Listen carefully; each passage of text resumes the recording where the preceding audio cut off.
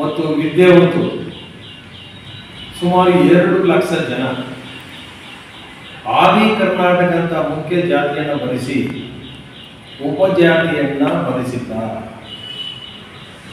ದಯಮಾಡಿ ಅಂತಂದ್ರೆ ನೀವು ಉಪಜಾತಿಯನ್ನು ಭರಿಸಲಿಲ್ಲ ಅಂತಂದ್ರೆ ಒಳ ಮೀಸಲಾತಿಯ ಆಶಯಗಳು ಈಡೇರಿಲ್ಲ. ಉಪಜಾತಿಗಳನ್ನು ಭರಿಸಿಲ್ಲ ಅವ್ರಿಗೆ ನ್ಯಾಯಮೂರ್ತಿಗಳಾದಂಥ ನಾಗಮೋಹನ್ ದಾಸ್ ಅವರು ಅವ್ರಿಗೆ ಒಂದು ಟೈಮನ್ನು ಕೊಟ್ಟು ಅಥವಾ ಈ ಟೈಮಲ್ಲಿ 29ರೊಳಗೆ ಕಡ್ಡಾಯವಾಗಿ ಭರಿಸಬೇಕು ಅಂತೇಳಿ ಒಂದು ಆದೇಶವನ್ನು ಮಾಡಬೇಕು ಅಂತೇಳಿ ತಮ್ಮ ಮೂಲಕ ನಾನು ಸರ್ಕಾರಕ್ಕೆ ಮತ್ತು ಆಯೋಗಕ್ಕೆ ಮನವಿಯನ್ನು ಮಾಡ್ಕೊತಾ ಇದ್ದೇನೆ. ತಮ್ಮ ಉಪಜಾತಿಗಳು ಭರಿಸಲಿಕ್ಕೆ ಅವಮಾನಕರ ಅಂತದ್ದು ಅಲ್ಲ, ಅನಾದಿ ಕಾಲದಿಂದ ಬಂದಿರತಕ್ಕಂಥದ್ದು. ಆದ್ದರಿಂದ ಈ ಜಾತಿ ಗಣತಿ ಒಳ ಮೀಸಲಾತಿ ಸಮೀಕ್ಷೆ ಇದು ಅತ್ಯಂತ ಯಶಸ್ಸು ಕಾಣಬೇಕು ಅಂತಂದರೆ ಒಬ್ಬ ಹಿಂದುಳಿದ ಈ ಎಲ್ಲ ದಾಖಲೆಯನ್ನು ಮಾಡಬೇಕು ಅಂತೇಳಿ ನಾನು ಈ ಮೂಲಕ ನಮ್ಮ ಸಮುದಾಯ ಶೋಷಿತ ಸಮುದಾಯಕ್ಕೆ ವಿಶೇಷವಾಗಿ ವಲಯ ಬಂಧುಗಳಲ್ಲಿ ಇವ್ರಿಗೆ ಸ್ವಲ್ಪ ಹಿಂಜರಿಕೆ, ಅದು ಯಾವ ಕಾರಣದಿಂದ ನನಗೆ ಗೊತ್ತಿಲ್ಲ. ವಲಯ ಸಮುದಾಯ ಸರಿಯಾಗಿ ತಮ್ಮ ಉಪಜಾತಿಗಳನ್ನು ಭರಿಸ್ತಾ ಇದೆ. ಇವತ್ತು ಬಡವರು ಕ್ಷೇತ್ರ, ಕೊಳ್ಳೆಗಾಲ ಕ್ಷೇತ್ರ 90% ಪ್ರಗತಿ ಸಾಧಿಸಿದೆ. ಚಾಮರಾಜನಗರ, ಗುಂಡ್ಲುಪೇಟೆ 80% ಅಷ್ಟೇ ಆಗಿರ್ತಕ್ಕಂಥದ್ದು. ಚಾಮರಾಜನಗರ 70%, ಗುಂಡ್ಲುಪೇಟೆ 80% ಅಷ್ಟೇ.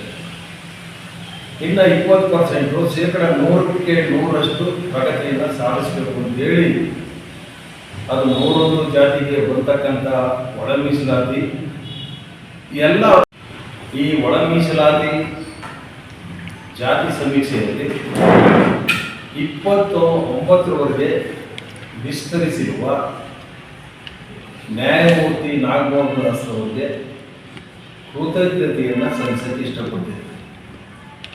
ಯಾಕೆಂದರೆ 3 ದಿನದಿಂದ ಭಯಂಕರ ಮಳೆ, ಬೆಂಗಳೂರು ಇನ್ನಿತರ ಕಡೆ ಮಳೆ, ಮೊದಲು ಬಿಸಿಲಿತ್ತು 1 ವಾರ, ಈಗ ಮಳೆಯಲ್ಲಿ ಸರಿಯಾಗಿ ಸಮೀಕ್ಷೆ ಮಾಡೋಕ್ಕಾಗ್ತಾ ಇಲ್ಲ.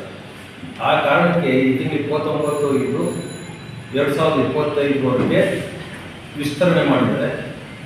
ಆದ್ದರಿಂದ ಎಲ್ಲ 101 ಜಾತಿಯ ಒಳ ಮೀಸಲಾತಿಗೆ ಒಳಪಡುವಂಥ ಎಲ್ಲ ಸಮುದಾಯದವರು ಇದರ ಅನುಕೂಲವನ್ನು ಸದುಪಯೋಗಪಡಿಸ್ಕೊಂಡು ಮೂಲ ಜಾತಿ ಭರಿಸಿಲ್ಲ. ಇದು ಏನು ಲೆಕ್ಕನೇ ಸಿಗಲ್ವ? ಈಗ ಆದಿ ಕರ್ನಾಟಕ, ನಾವು ಮೂರು ಜಾತಿಗಳು ಆದಿ ಕರ್ನಾಟಕ, ಆದಿ ದ್ರಾವಿಡ, ಆದಿ ಆಂಧ್ರ, ಈ ಮೂಲ ಜಾತಿ ಯಾವುದು ಗೊತ್ತಿಲ್ಲ. ಮೂಲ ಜಾತಿ ಕಂಡಿಡಕ್ಕೆ ಒಳ ಮೀಸಲಾತಿ ಮಾಡತಕ್ಕಂಥದ್ದು. ನೀವು ಬರೀ ಆದಿ ಕರ್ನಾಟಕ ಅಂತ ಬರೆದ್ರೆ ಮೂಲ ಜಾತಿ ನೀವು ಯಾರು ಅಂತ ಗೊತ್ತಾಗಲ್ಲ.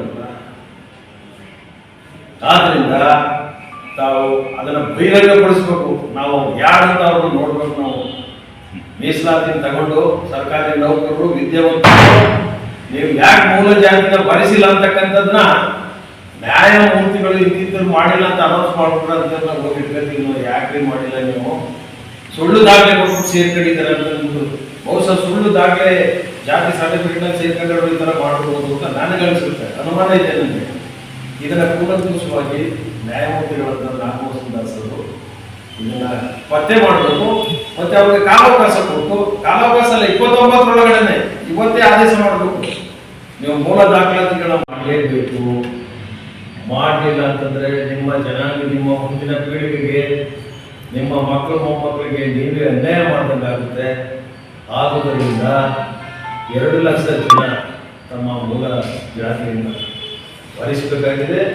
ಆ 29ರೊಳಗೆ ಎಕ್ಸ್ಟೆನ್ಷನ್ ಆಗಿರ್ತಕ್ಕಂಥ, ವಿಸ್ತರಣೆ ಆಗಿರ್ತಕ್ಕಂಥ ಕಾಲಾವಕಾಶವನ್ನು ಸದುಪಯೋಗಪಡಿಸಬೇಕು.